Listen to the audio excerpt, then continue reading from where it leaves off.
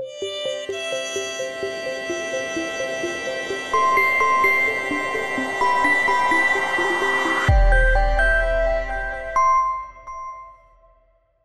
va d'abord laisser la parole à Cyril de Souza Caruso qui nous a rejoint et qui va de manière très pragmatique, très dynamique, je le sais, vous parler un peu plus de l'IA parce qu'on va démystifier un petit peu tout ça et puis parler très concrètement de ces applications. Voilà, je lui laisse la parole et on se retrouve dans 20 minutes. Eh bien, parfait, merci beaucoup. Merci en tout cas à vous tous. Alors, c'est pas évident, là, je me dis que vous avez eu un super programme, donc j'espère que là vous n'êtes pas en mode sieste et qu'on va quand même avoir votre attention, mais je vais essayer en tout cas de la capter. En effet, on m'a donné 20 minutes pour essayer de vous brosser un peu ce qu'est l'intelligence artificielle, ses possibilités et un peu les meilleurs outils du coup du moment. Là, dans la salle, quand je vous parle, qui a déjà, en tout cas, posé une question à ChatGPT ou interrogé ChatGPT? Bon, à peu près, un peu plus de la moitié. Bonne proportion, il faut savoir qu'un Français sur 5 a déjà joué avec ChatGPT. Qui l'utilise maintenant régulièrement dans la salle?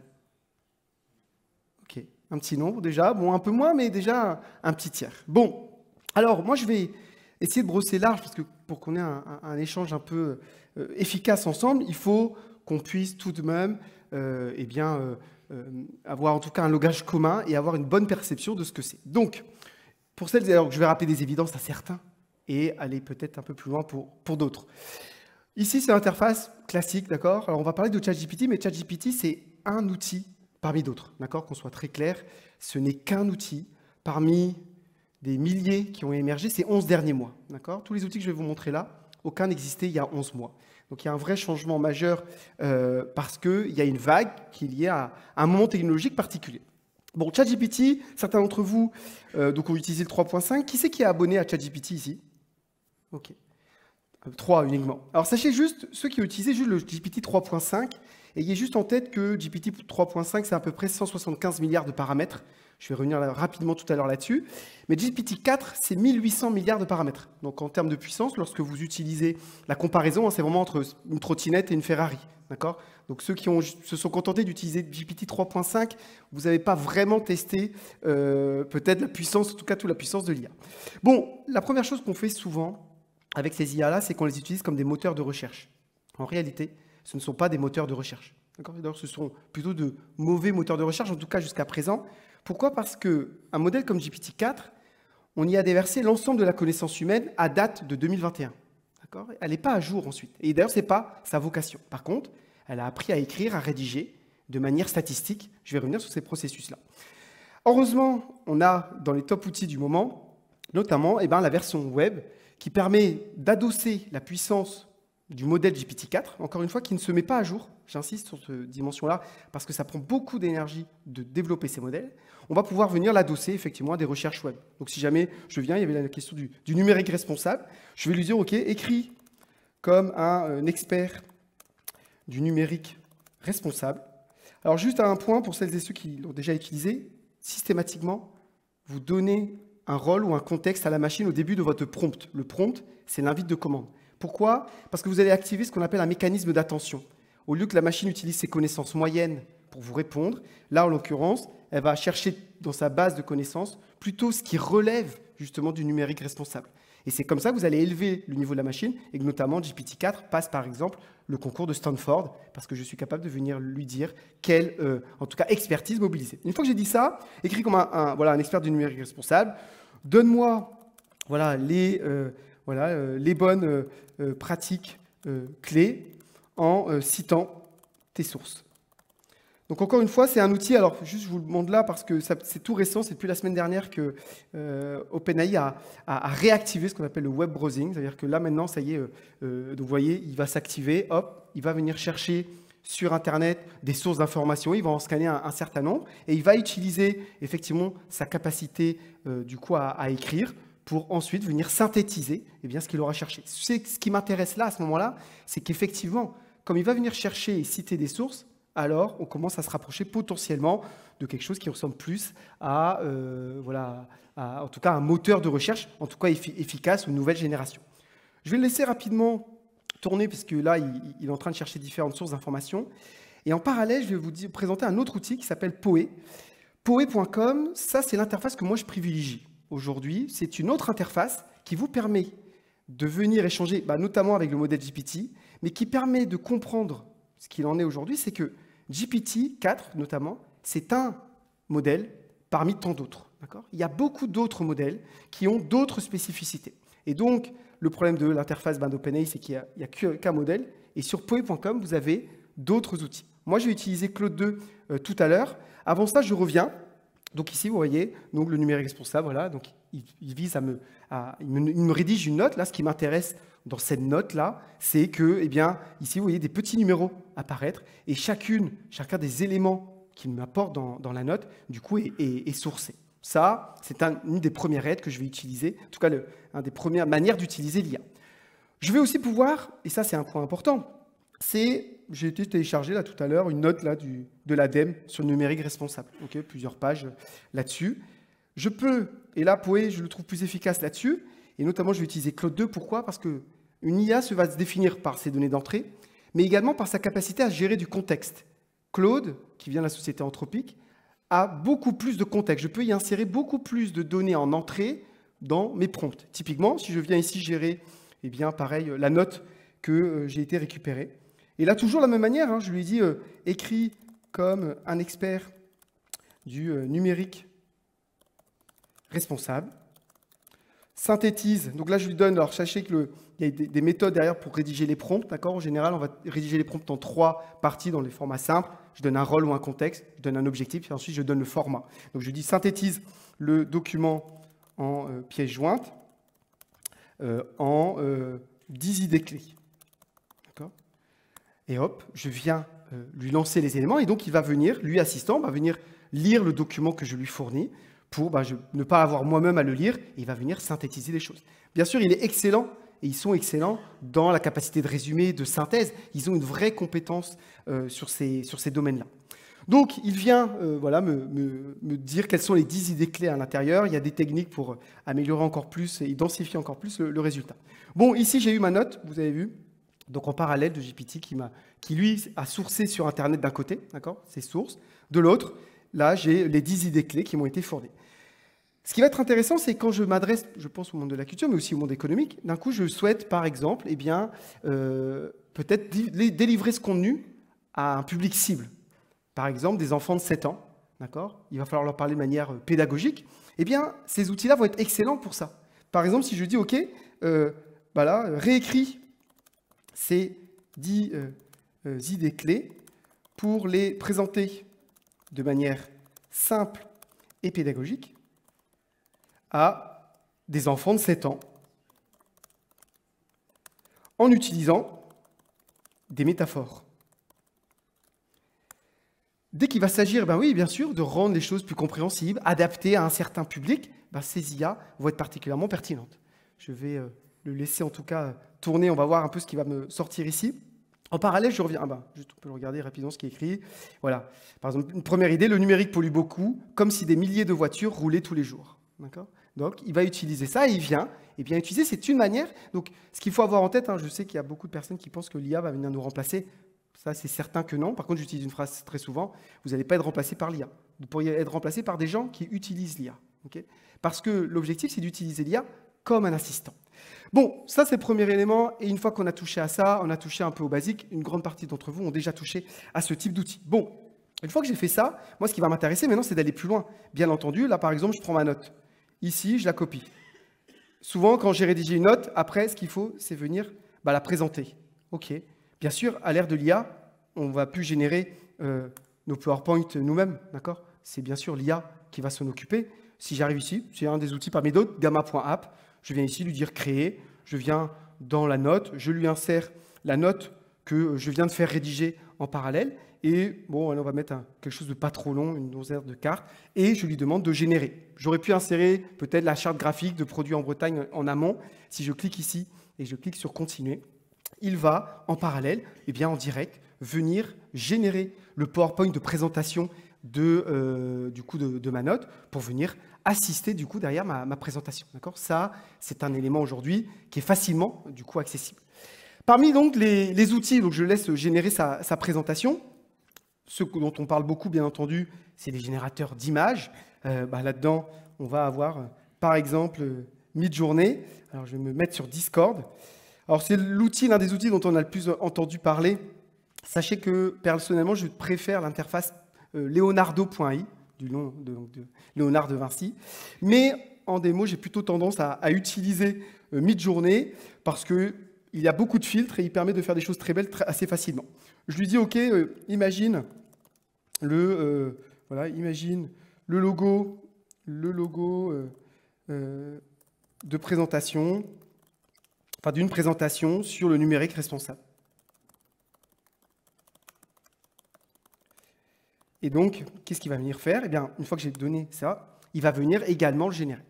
Je m'arrête rapidement sur la manière dont ces IA ont été entraînées et pourquoi on parle d'IA générative.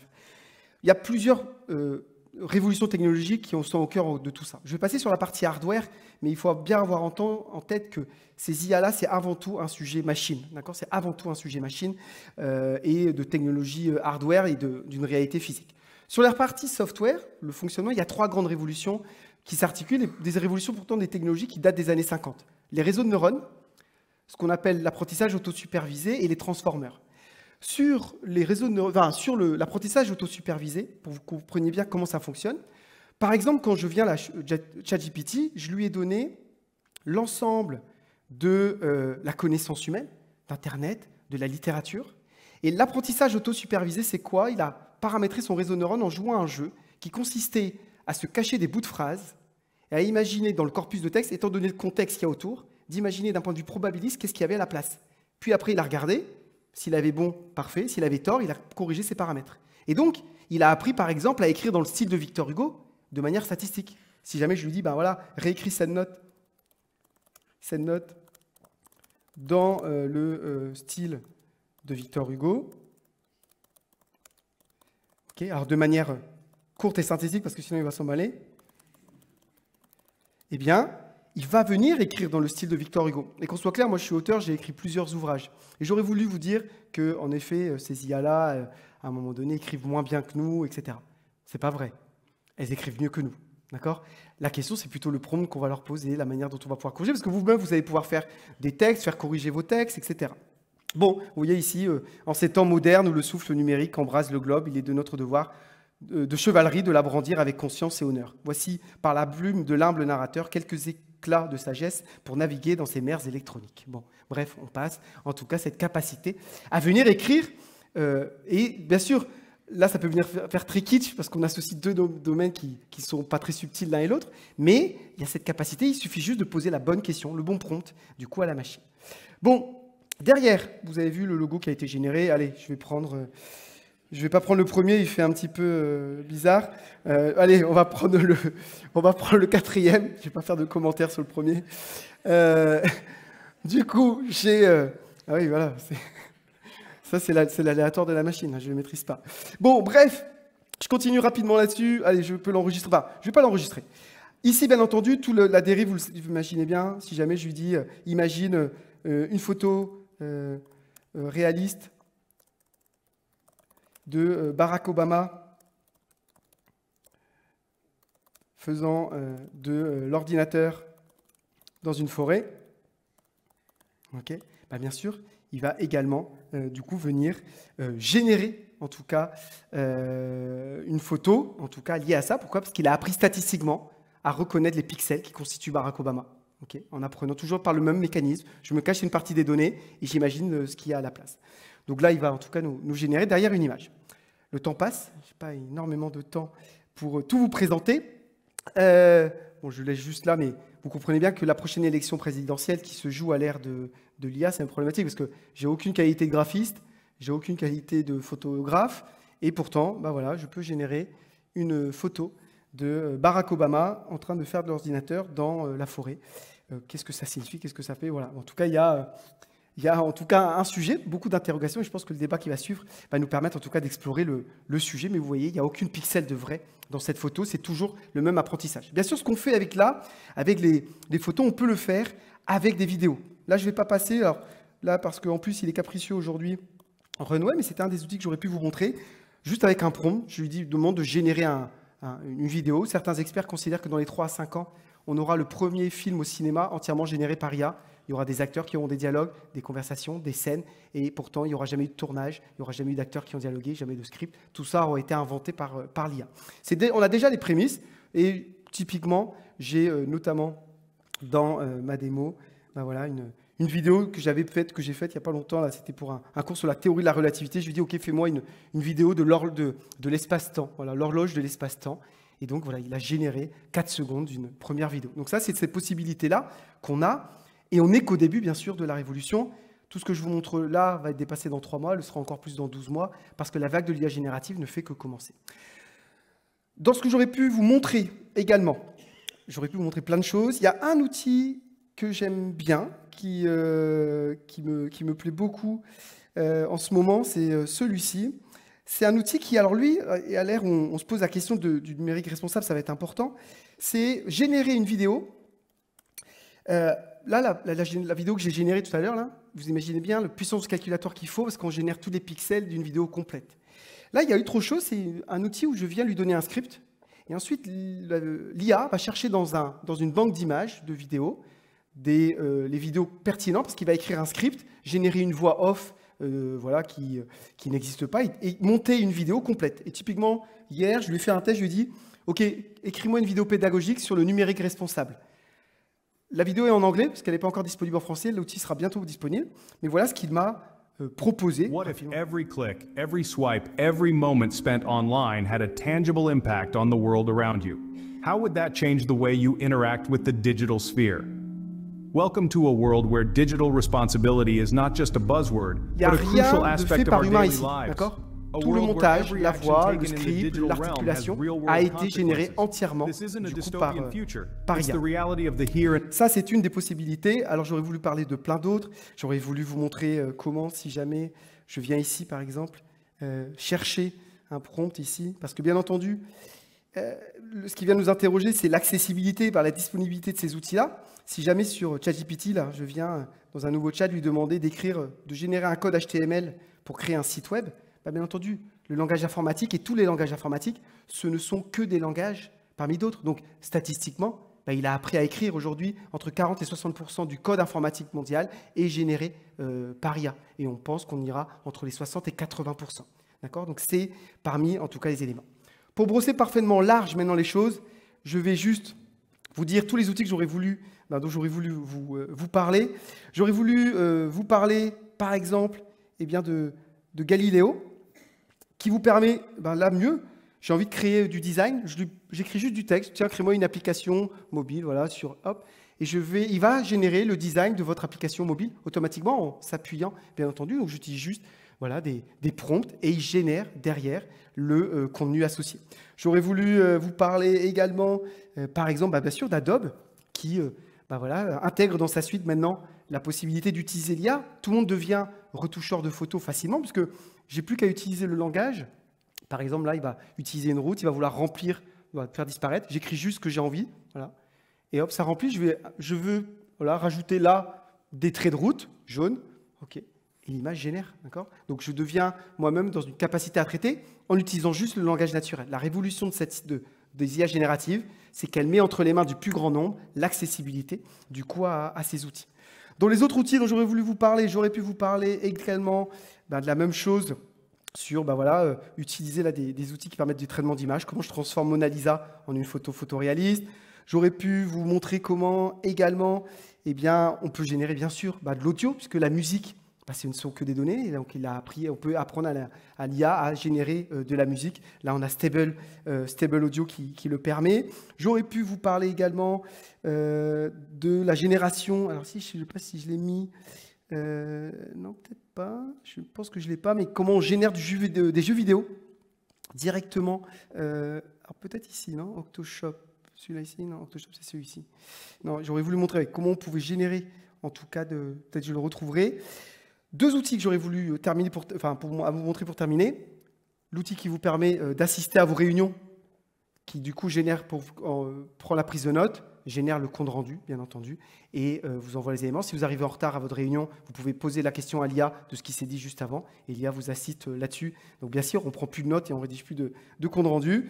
Ou encore, là c'est disponible qu'en anglais, l'IA qui gère votre boîte mail, qui, à la fin de la journée, vous dit, parmi tous les mails que vous avez reçus, ceux qui sont vraiment importants à lire, quand vous l'ouvrez, le temps que vous lisiez le mail, l'IA a tenu compte de votre style, de votre rime et de vos précédentes réponses à cette personne pour rédiger la réponse à celle-ci, en tout cas une suggestion. L'idée étant jamais de vous remplacer, mais venir vous assister. Et dernier élément, avant qu'on passe à la partie débat, ça c'est ce que j'ai fait hier. J'ai toujours rêvé de parler japonais et allemand. Bien entendu, j'ai jamais fait ni de cours de japonais, ni de cours d'allemand. Mais c'est pas très grave parce qu'en fait, aujourd'hui, AGN, par exemple, je me suis juste enregistré. Et aujourd'hui, je peux lui donner juste des textes et il va générer à ma place mes vidéos. Donc, je peux peut-être potentiellement demain faire des conférences que j'aurais jamais données. Et en fait, c'est l'IA qui gère ça. Typiquement, là, sur du japonais, par exemple, ici. Donc là, j'ai jamais tourné cette vidéo, on est d'accord, j'ai jamais tourné cette vidéo, j'ai même pas fait ce texte en français, d'accord? J'ai même pas lu le texte. Je lui ai donné un texte en japonais juste en dessous et il tourne pas. Ah non, là il tourne pas. Attendez, je rock large. Et après, on va hop. Alors, certains ont dû peut-être le voir par ailleurs. 会話性および生成性 AI の時代へようこそ。このカンファレンスが皆様に気に入っていただけたことを Ni 願 ma っています gestuelle, し、 ni mes lèvres, ni mon この regard, moi j'ai rien 新 fait し de い tout 時 ça. 代への C'est 入り entièrement 口 généré とし par て IA. 新しい視点を提供できたことを願っていま Et す。 donc ça, dans plein de domaines, vous imaginez les portes potentiellement que ça ouvre. Je peux vous remontrer la même vidéo. Alors en gros, je disais que j'étais content de vous avoir donné une conférence, juste pour vous dire. En tout cas, j'espère qu'un japonais pourrait confirmer que j'ai bien dit ça, parce que je ne suis pas sûr. Et là, c'est en allemand, et j'espère aussi que je dis la même chose à peu près. En tout Willkommen cas, im Zeitalter der voilà. konversationellen und generativen KI. J'avais 20 minutes Ich hoffe, pour essayer de dass vous Ihnen brosser diese rapidement Konferenz ce qu'il en était de gefallen l'époque. hat und dass sie neue Perspektiven Juste eröffnet, vous dire une um chose, sie mit Begeisterung on in est au dieses tout début de la neue Zeit- révolution, d'accord? Tous ces outils-là n'existaient pas il y a 11 mois. On commence tout juste, on commence à émerger les outils d'IA multimodal, les comparaisons entre ce que faisait une grande partie de ces outils maintenant et il y a 6 mois, il y a déjà plus de commune mesure. Donc oui, le champ large, en tout cas de la pensée, de la création humaine, va être transformé. Comment ça va transformer vos métiers? Moi, je n'ai pas, en tout cas, la croyance que je sais, mais je sais que ça va vraiment venir transformer les choses. Et j'espère que ce petit temps de présentation vous a ouvert, en tout cas, les chakras.